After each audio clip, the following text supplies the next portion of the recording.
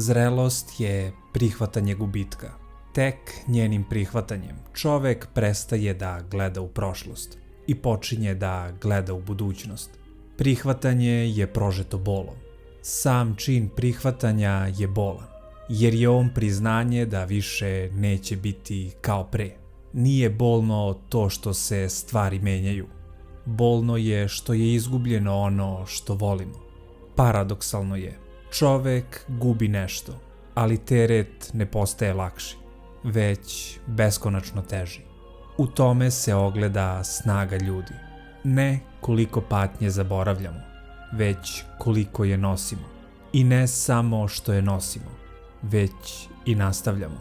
I ne samo što nastavljamo, već što od nje i učimo.